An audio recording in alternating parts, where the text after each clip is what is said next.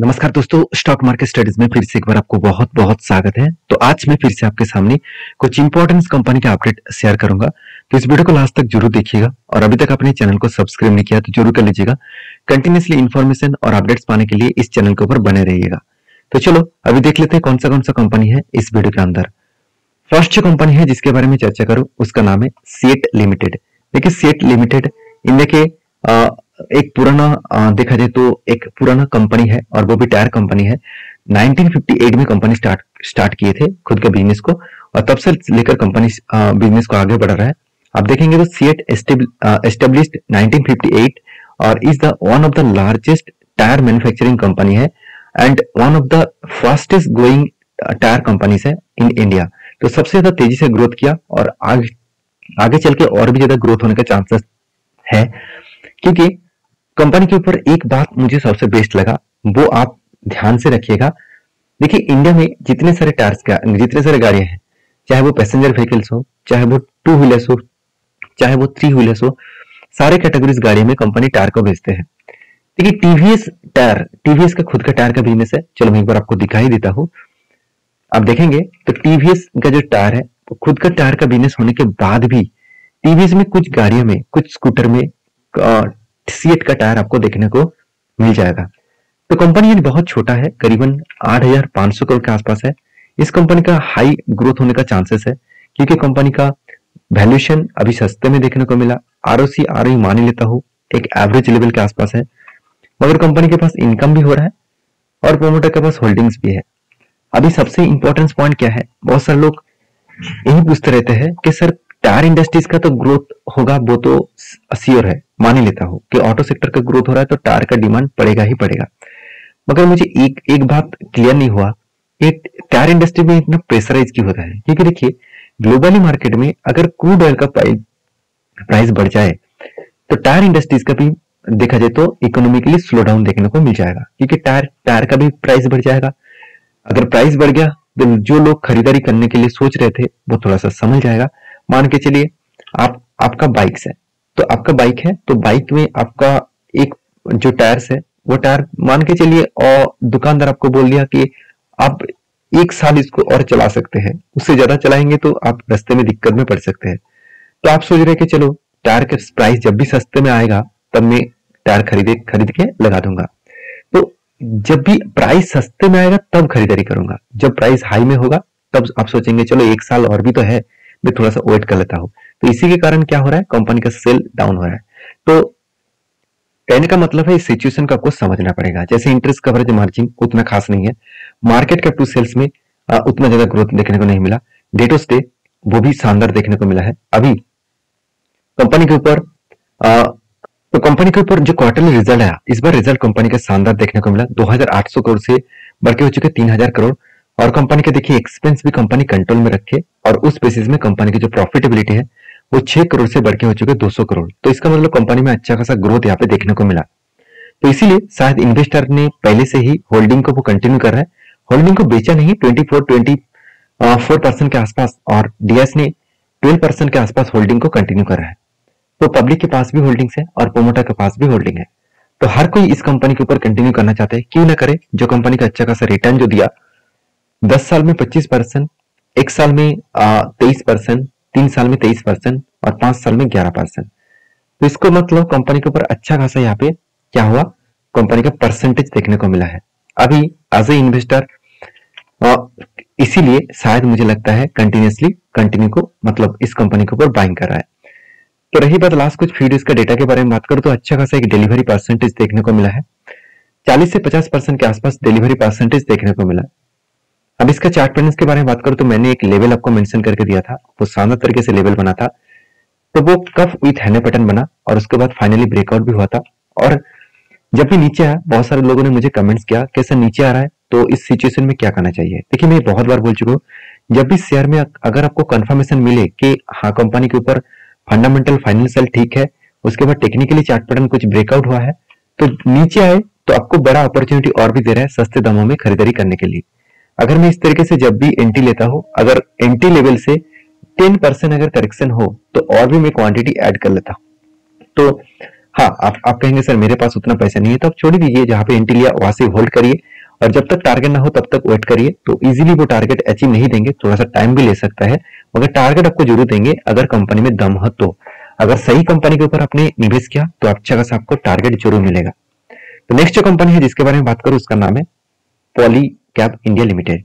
तो Polycab India limited जो है वो इंडिया के नंबर 1 कंपनी है और उस सेक्टर का जो है केबल मैन्युफैक्चरिंग करने का। तो केबल मैन्युफैक्चरिंग इंडस्ट्रीज में कंपनी नंबर 1 है और इस कंपनी का मार्केट कैप देखिए 77,000 करोड़ के आसपास है।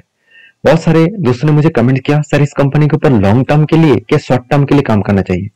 देखिए कंपनी के परफॉर्मेंस को वाइज बात करूं तो कंपनी दो तरीके से ही आपको काम करना चाहिए, as a long term, as a short term. हाँ देखिए काम करना चाहिए इसका मतलब ये नहीं कि ब्लाइंडली आप कल ही जाकर बाय कर लेंगे।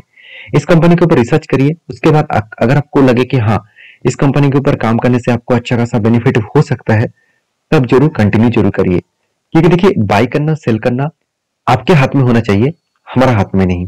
मैं आपको हमेशा हर डेटा इसीलिए शेयर करता हूँ क्योंकि आपको कंपनी के ऊपर जानकारी अच्छी तरीके से मिले, जिस जानकारी के माध्यम से आपको कंपनी के ऊपर लॉन्ग टर्म रह पाए। तो कंपनी के ऊपर देखिए पॉलीकैब में जो आरओसी है वो 26% के आसपास है, जो सेल्स क्वार्टर का ग्रोथ है वो 26% के आसपास है, कंपनी का जो डेप्थ है वो ना के बराबर है। इसका मतलब कंपनी में अच्छा खासा यहाँ पे ग्रोथ देखने को मिला है। अभी कंपनी का जो क्वार्टरली रिजल्ट है वो भी आप देखेंगे तो कंपनी का जो सेल्स ग्रोथ है, सेल्स का ग्रोथ लगातार बढ़ते चले जा रहे हैं। 3,300 करोड़ से बढ़ के हो चुके 4,200 करोड़, 2,900 करोड़ से बढ़ के हो चुके 3,600 करोड़। तो उस बेसिस में कंपनी के जो नेट प्रॉफिट है उस बेसिस में बात करते तो 270 करोड़ से बढ़ के हो चुके 430 करोड़। तो देखिए हर साल में कंपनी खुद का सेल्स को लगातार बढ़ाते चले जा रहे हैं। ये कंपनी के लिए एक बेस्ट पॉइंट है, मैं जरूर कहूंगा कि इस तरीके से पॉइंट्स को आपको जरूर ऑब्जर्व करना होगा। तो इस कंपनी के ऊपर एज ए इन्वेस्टर उसी शायद कंटिन्यूसली होल्डिंग को बढ़ा रहा है। एफएस के पास देखिए 5 से 6% के आसपास होल्डिंग था, तो बढ़ के हो चुके कितना 12% के आसपास।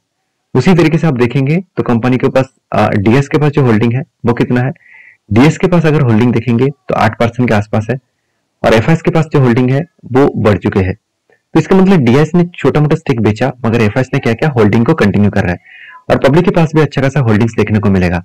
अभी यही चीज को मैं बैलेंस शीट के हिसाब से बात करूं, सबसे इंपॉर्टेंट पॉइंट क्या लगा, CWIP। कंपनी खुद के बिजनेस के ऊपर इस बार 350 करोड़ से भी ज्यादा पैसा निवेश करके रखे हैं, तो ये भी कंपनी के लिए एक बिग पॉजिटिव पॉइंट्स है। और कंपनी का अदर्स एसेट के बारे में बात करूं तो 6,000 करोड़ के आसपास अदर एसेट दिखेगा, उनमें से कंपनी को इस बार प्रोजेक्ट मिला करीबन 1,300 करोड़ के आसपास। तो हर दिशा में कंपनी का मतलब पॉजिटिविटी देखने को मिला, जिसके चलते है कंटिन्यूसली इसके ऊपर हाई लेवल का बाइंग वॉल्यूम देखने को मिला है, करीबन 50% 60% के आसपास वॉल्यूम देखने को मिला। अभी इस कंपनी के चार्ट पैटर्न्स के बारे में बात करूं तो आप ध्यान दीजिएगा, यहाँ पे क्या बना, शोल्डर कम हेड कम शोल्डर बना, 2 बार शोल्डर क्रिएट हुआ, ब्रेकआउट भी हुआ और यहाँ पे इजीली टारगेट वो अचीव कर चुके हैं। नेक्स्ट टाइम देखिए यहाँ पे जो पैटर्न क्रिएट हो रहा है, एक बहुत दिनों में एक रेंज के ऊपर कंपनी ट्रेड कर रहा है, नीचे भी नहीं जा पा रहा है और ऊपर भी नहीं जा पा रहा है। तो इसका मतलब एक रेंज यहाँ पे क्रिएट हो रहा है, जब भी इस रेंज को तोड़ेगा तब मैं आपको जरूर शेयर करूंगा कि आपको इस तरीके से रेंज ब्रेकआउट होने के बाद किस लेवल में एंटी बनना चाहिए और किस लेवल में आपको एंटी लेवल को सीखना चाहिए। तो फिलहाल के लिए अभी रेंज के अंदर है, फिलहाल के लिए कोई भी एंटी लेना बहुत बड़ा रिस्की जोन हो सकता है। बाकी आपकी क्या राय है जरूर मुझे कमेंट्स करके बताना। और हाँ, आप किस कंपनी के ऊपर वीडियो देखना चाहते हैं वो भी मुझे कमेंट्स करके बता सकते हैं। नेक्स्ट जो कंपनी उसका नाम है मारुति सुजुकी लिमिटेड। देखिए बहुत दिनों से मैं आपको इस कंपनी के ऊपर वीडियो बनाकर शेयर कर रहा हूँ कि मारुति के ऊपर एक अच्छा खासा धमाका परफॉर्मेंस देखने को मिला है और अच्छा खासा एक स्विंग ट्रेडिंग देखने को मिला है, वो मैं आपके साथ शेयर करूंगा। उससे पहले कंपनी का क्वार्टरली रिजल्ट देखूंगा, क्योंकि कंपनी का अगर रिजल्ट अच्छा खासा ग्रोथ हो रहा है तो जो स्विंग ट्रेडिंग बना है उसका भी ग्रोथ होने का चांसेस बढ़ जाएगा।